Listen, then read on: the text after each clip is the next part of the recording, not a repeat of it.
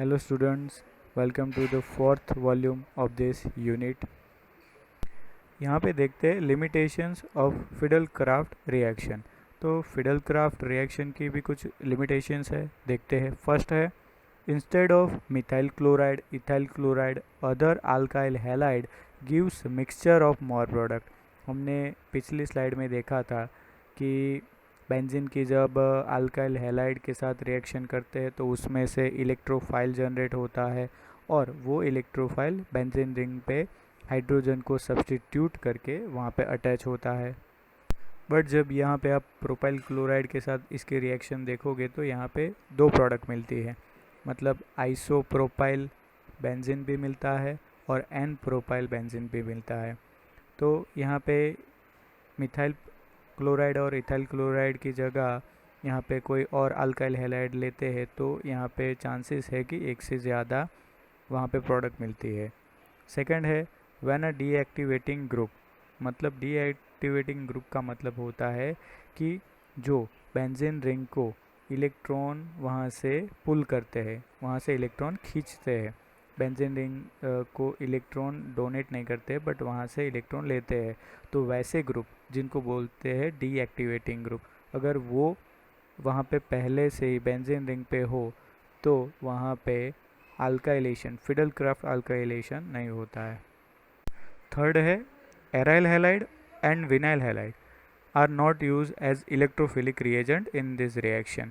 अगर हम alkyl halide लेते हैं तो वहाँ पे इलेक्ट्रोफाइल जनरेट होता है, बट अगर एराइल हैलाइड मतलब कि बेंजीन रिंग पे हेलोजन है वैसा, और विनाइल हैलाइड का मतलब है डबल बॉन्ड वाला, कार्बन कार्बन के बीच में डबल बॉन्ड हो और वहाँ पे हेलोजन भी प्रेजेंट हो, तो वैसे वाले रिएजेंट इलेक्ट्रोफाइल नहीं बनाते, तो वो यहाँ पे नहीं यूज़ होते हैं इलेक्ट्रोफिलिक रिएजेंट में।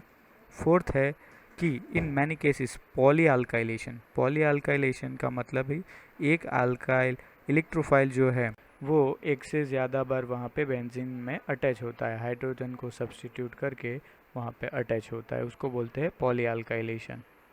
तो रिएक्शन में आप देखोगे कि जब बेंजीन की आइसोप्रोपाइल अल्कोहल के साथ रिएक्शन होती है इन प्रेजेंस ऑफ BF3, तो वहाँ पे प्रोडक्ट मिलती है क्यूमिन। क्यूमिन का मतलब होता है आइसोप्रोपाइल बेंजीन, और दूसरी प्रोडक्ट मिलती है पैरा पोजीशन पे भी वही इलेक्ट्रोफाइल अगेन लगता है और बनता है पैराडाइस आइसोप्रोपाइल बेंजीन। तो यहाँ पे देखोगे कि एक से ज़्यादा बार इलेक्ट्रोफाइल वहाँ पे बेंजीन रिंग में अटैच होते हैं।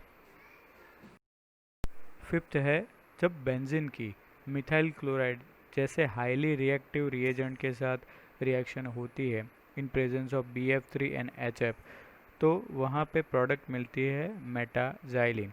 अब बेंजीन की अगर अल्काइलेशन हम फर्स्ट करेंगे मिथाइल क्लोराइड की प्रेजेंट में तो वहाँ पे मिलता है टॉल्विन, मतलब बेंजीन पे एक बार CH3 लगेगा।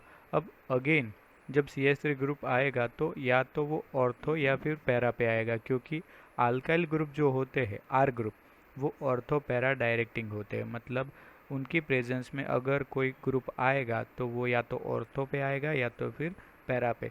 बट यहाँ पे एक प्रोडक्ट ऐसी भी मिलती है कि बेंजीन के साथ अगर अल्काइलेशन करोगे और वो टॉल्विन बनेगा, अगेन उसकी रिएक्शन मिथाइल क्लोराइड के साथ होगी तो मेटा पे भी CH3 लगता है। एक प्रोडक्ट ये भी है जिसका नाम है मेटाजाइलिन। इस स्लाइड में देखते हैं mechanism of halogenation of benzene bye formation of pi complex mechanism. तो यहाँ पे आप देखोगे कि जब क्लोरीन और ब्रोमीन बेंजीन के साथ रिएक्ट करते हैं पोलर और एसिडिक सॉल्वेंट के साथ, तो उनमें एक पाई कॉम्प्लेक्स बनता है। अभी यहाँ पे पाई कॉम्प्लेक्स क्या है, तो आप देखोगे फर्स्ट रिएक्शन में बेंजीन के साथ जब क्लोरीन रिएक्ट करता है तो वो फर्स्ट स्टेप रिएक्शन है, तो वहाँ पे एक पाई कॉम्प्लेक्स लिखा है। पाई कॉम्प्लेक्स का मतलब ये होता है कि जस्ट क्लोरीन जो डीलोकलाइज इलेक्ट्रॉन है, बेंजीन रिंग है, वहाँ पे जो पाई क्लाउड है वहाँ पे अट्रैक्ट होते हैं, उसको बोलेंगे हम पाई कॉम्प्लेक्स। अभी उसका बेंजीन के साथ रिएक्शन स्टार्ट नहीं हुआ है, बट जब सेकंड रिएक्शन में आप देखोगे तो वही पाई कॉम्प्लेक्स के साथ जब मेटल क्लोराइड MCl3 आएगा तो वहाँ पे एक ट्रांजिशन स्टेट दिखा रहा है। वो ट्रांजिशन स्टेट आप ब्लॉक में देखोगे तो बेंजीन के साथ जो क्लोरीन वहाँ पे पाई कॉम्प्लेक्स में था उसके साथ जब मेटल क्लोराइड आया तो मेटल क्लोराइड में मेटल ज़्यादा इलेक्ट्रोपॉजिटिव होने की वजह से वहाँ पे क्लोरीन उस मेटल की ओर अट्रैक्ट होता है और उसके बाद जनरेट होता है सिग्मा कॉम्प्लेक्स और बनता है MCl4 माइनस।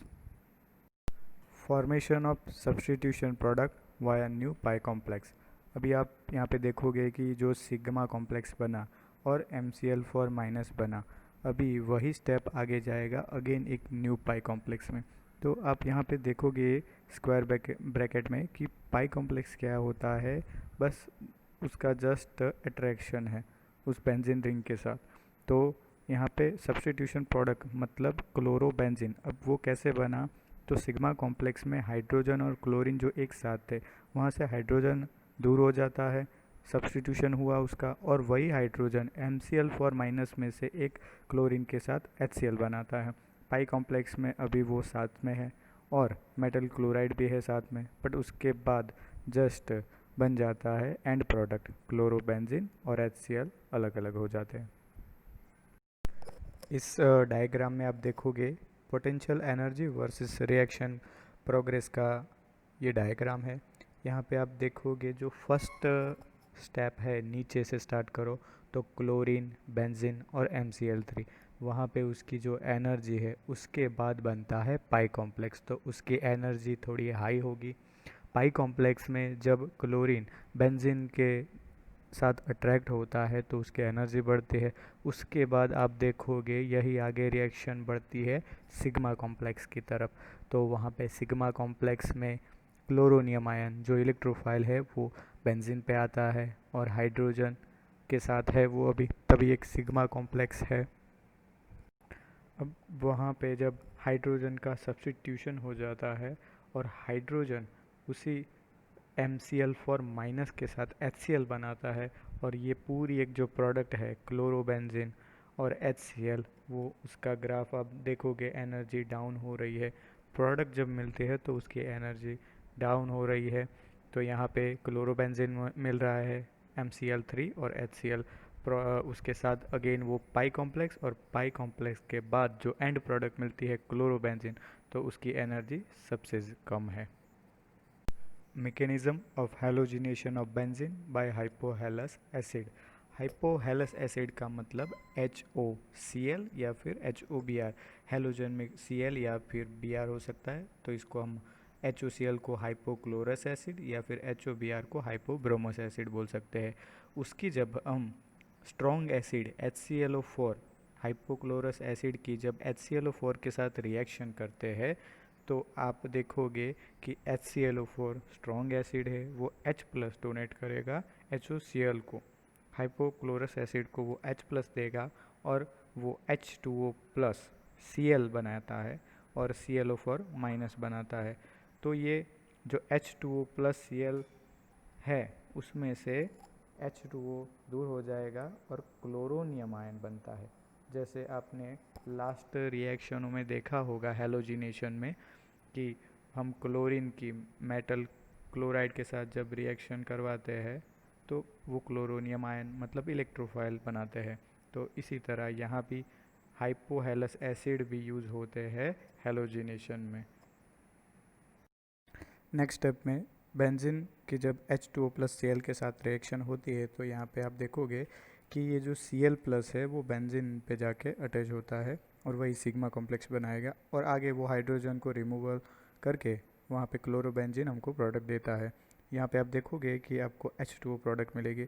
नीचे लिखा है presence of Cl minus inhibits the reaction. अगर यहाँ पे Cl माइनस आयन की प्रेजेंस हो तो वो रिएक्शन को रोक देता है, मतलब जो एंड प्रोडक्ट क्लोरोबेंजीन बनने से उसको रोक देता है। Effect of substituents on orientation and reactivity in mono substituted benzene. जब बेंजीन की एक बार ऐसी रिएक्शन हो जाती है जैसे कि अल्काइलेशन, एसाइलेशन, हेलोजिनेशन, तो उसके बाद क्या होता है कि जब बेंजीन पे एक बार कोई ग्रुप वहाँ पे अटैच हो गया, अब वो जो ग्रुप है वो ग्रुप कैसा है, मतलब कि ऑर्थो पैरा डायरेक्टिंग ग्रुप है कि मेटा डायरेक्टिंग ग्रुप है। तो यहाँ पे आपको ब्रैकेट में लिखा हुआ है कि ortho para directing group and Meta directing group. तो ऑर्थो पैरा और मेटा डायरेक्टिंग ग्रुप क्या होते हैं? जो ऑर्थो पैरा डायरेक्टिंग ग्रुप होते हैं वो बेंजीन रिंग को इलेक्ट्रॉन डोनेट करते हैं, और मेटा डायरेक्टिंग ग्रुप वो होते हैं जो बेंजीन रिंग से इलेक्ट्रॉन पुल करते हैं बेंजीन रिंग से, वो खुद इलेक्ट्रॉन को खींचते हैं। तो यहाँ पे आप देखोगे ऑर्थो पैरा डायरेक्टिंग ग्रुप में अपर पार्ट में लिखा है स्ट्रांगली एक्टिवेटिव ऑर्थो पैरा ग्रुप, उसके बाद है moderately activating ortho para directing group, weekly activating ortho para directing group, और नीचे हेलोजन भी है जो ऑर्थो पैरा डायरेक्टिंग ग्रुप है, बट वो रिंग को डीएक्टिवेट करते हैं, मतलब रिंग से वो खुद इलेक्ट्रॉन लेते हैं। साइड में है मेटा डायरेक्टिंग ग्रुप। तो मेटा डायरेक्टिंग ग्रुप वो रिंग को एक्टिवेटेड तो करते नहीं है, बल्कि वहाँ से इलेक्ट्रॉन पुल करते हैं। तो नीचे उसके एग्जांपल है स्ट्रांगली और moderately deactivating Meta directing groups. तो इन ऑर्थोपैरा और मेटा डायरेक्टिंग ग्रुप का मतलब यही है कि बेंजीन रिंग पे अगर ये पहले से प्रेजेंट है तो उसके बाद आने वाला जो ग्रुप है वो कहाँ पे अटैच होगा, मतलब ऑर्थोपैरा पे या फिर मेटा पे। तो ये उसकी पोजीशन डिसाइड करते हैं। Thank you.